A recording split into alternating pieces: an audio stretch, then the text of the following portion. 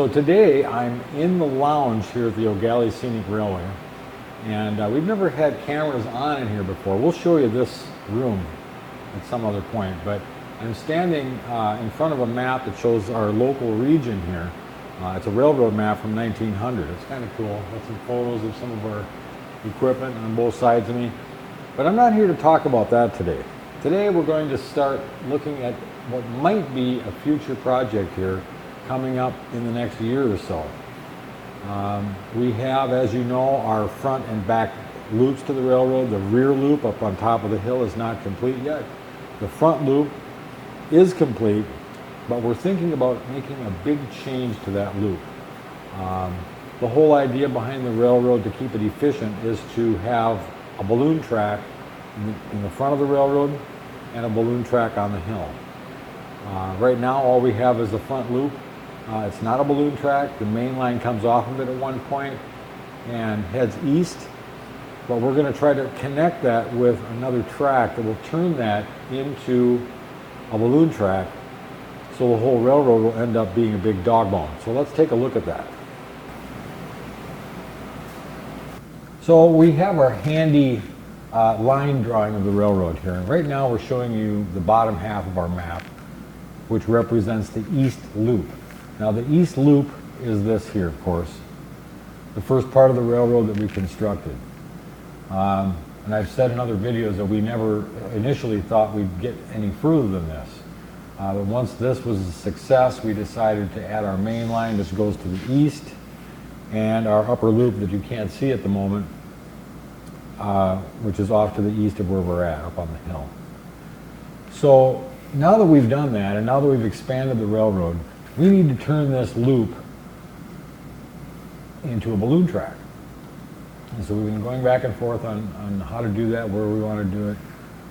The problem with this area here is this loop sits up on a rise and it falls away to the east. So the further west you go, which is this direction, the elevation gets higher. Going to the east, which is this direction, it slopes down to this creek here. So there's a big rise between this creek and the eastern part of the loop. And so we came up with two different plans, potentially. The first plan was to join this northern piece of the loop with the main line at a spot where the elevation change between the loop and the main line was minimal. And so that would have looked, if I can line this up, that would have looked like this. So we would have simply added a track. We would have take out this switch, turn it around. This is the left-handed switch. Turn it around, place it here on this straight stretch, bring it around to this other straight part of the loop, connect up here, and then eliminate this track between this point and where this switch used to be. It would require very little track to do that. All we would have to do is take out this track, move it over to this side, and then connect up our switch here. And this would then become a balloon track. And that would allow for continual running all the way around back to the east, where there's another balloon track, and then coming back again. You could run continuously. Then we came up with another idea of almost like a bypass. And that's something we're going to explore today. I'll show you what that would look like. So we'll take this out. What we would do is keep all this track the way it is. And we would add, if I can get this lined up,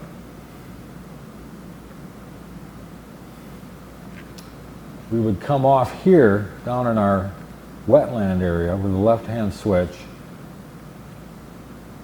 and head south, coming up through this is our wetland area here. Here's the creek. We would come up, there would be a big curve here, and this is all working our way uphill. Now, like I said before, this loop is on a hill, and it goes down to the creek this direction, and it goes down this direction. It goes up that direction and up that direction. So a long section of track here connecting. Now, we don't know where we connected here. We might connect it here, which would require a steeper grade from this curve, from this point, which is our tightest curve on the loop, across and down to the main line. Or we might come down here somewhere between this last curve, our S curve, and this corner, and connect in here with another switch and bring it down to the creek this way, and then over or down into the wetland, and then over to the creek this way. So this is our current plan that we think we're going to go with. So today what we're going to do is we're going to go down to this location, and we're going to show you what this looks like.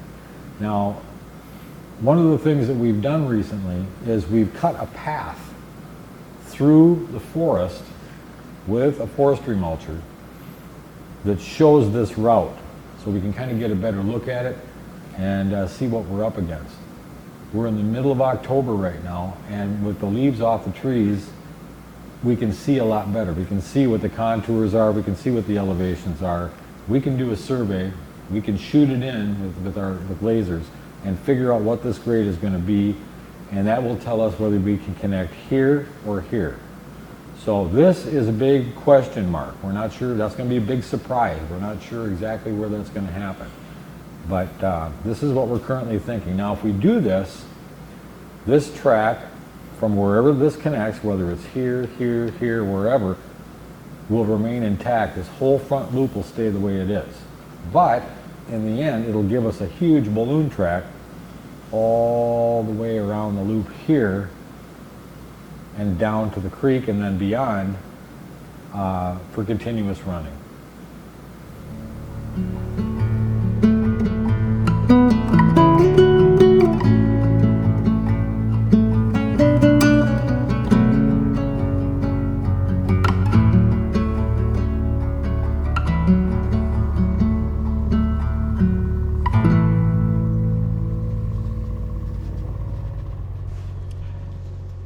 So we've made it down here to the east side of the west loop here, and I'm standing right next to our main line here, and behind me and ahead of me the track goes around our tightest curve over here, comes around, and behind me is our little S curve. So somewhere in this stretch from the grade crossing we just came across to the S curve right down the way is where we're going to have potentially this new turnout coming off, which will lengthen our balloon track and allow us to have a longer ride, and we'll connect up with the main line to the north of us here down in the in our little wetland area. So we're just going to show you what this ground looks like. We're going to walk it from approximately where the turnout's going to go to where it's going to end up, and we'll kind of take a look at the grade, take a look at the route. There's not a whole lot to see. It may not show up too well on camera, but we're going to do it anyway, just so you have some idea of what we're talking about here. So let's go ahead and take a walk,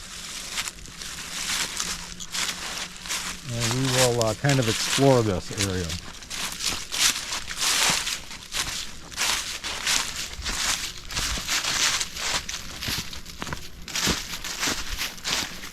So like I said before, we have recently brought our forestry mulcher in. We cut a path that leads from where I'm standing down to where the other connection is going to be down in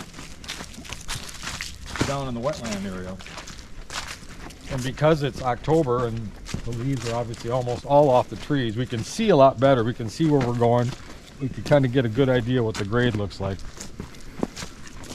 As you all know, we usually try to shoot for between 2 and 3% on our grades. So here's where it cuts off here with our new trail. Justin, if you want to pan over and just kind of show the trail here. Not a lot to look at. It's just an opening in the woods so we can kind of feel our way through it and see what we're up against. So this first part,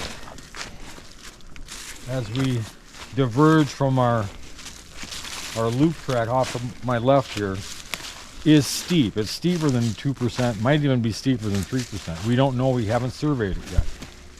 But if you look off to my left, you can see how high the track is from where I'm standing. So it's continuing straight, and we are going down. So let's continue on here and just take a look at this.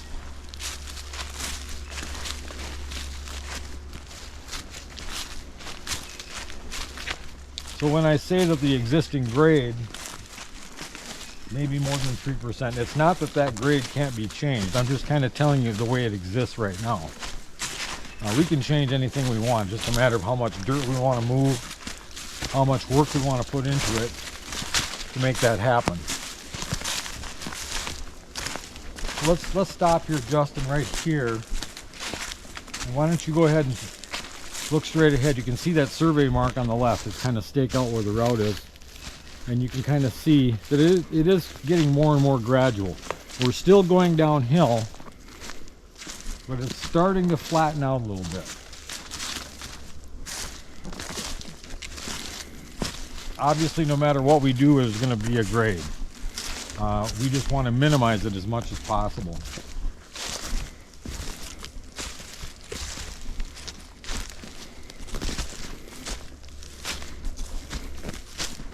And then here, right in this area somewhere, we're not sure where yet, and you really can't go by the trail we've made, but there's going to be a curve off to the right.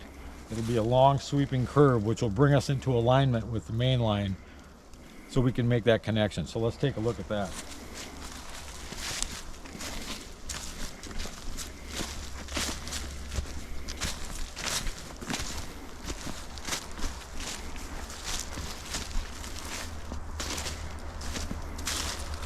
We're still coming around.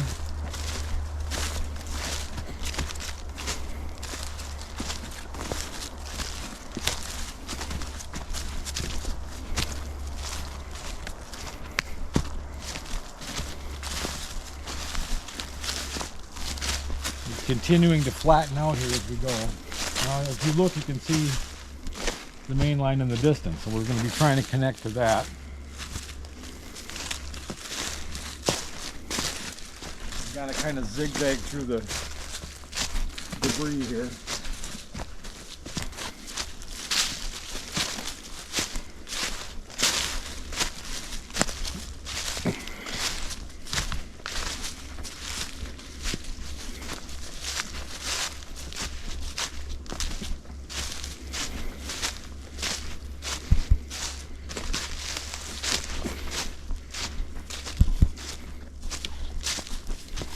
Like I've said before, this is not exact.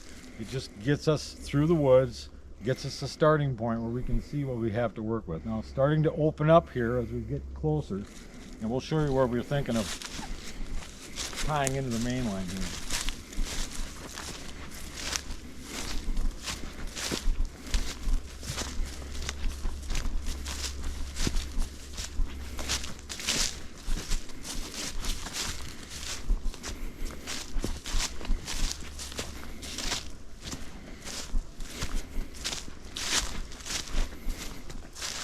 So I'm going to get up on the track here.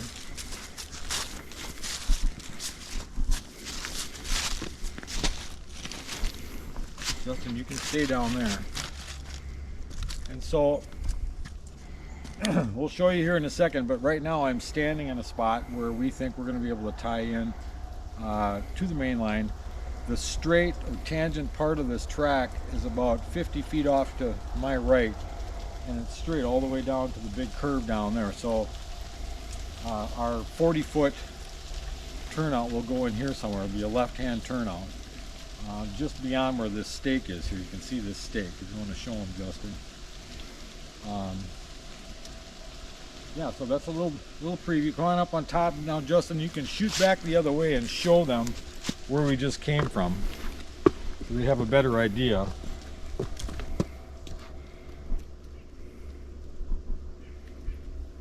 And then come on to your left, Justin, and just show them the main line here. You can see how far down it is to the next curve. So we've got a lot of options here. This area is always wet all year long, but obviously there'll be a berm here like there is here. We're standing on what used to be about a 4-foot berm. It's down to about 2.5 to 3 feet now because it's been settling for the past 12 months. So, but down there it's still pretty high. So if we want to do it, it'll work out. It really doesn't start getting super wet till we get down behind me. The closer we get to the creek down there, the wetter it gets, and it stays wet. So this isn't quite so bad coming through here. So that's our little update on our possible plan to bypass our current loop in the front and make it into a large balloon track without having to take out any of the existing track. Like I've said, it's not 100% sure that we're going to do it this way, but right now that's where we're really strongly leaning towards that plan. So stay tuned for more updates.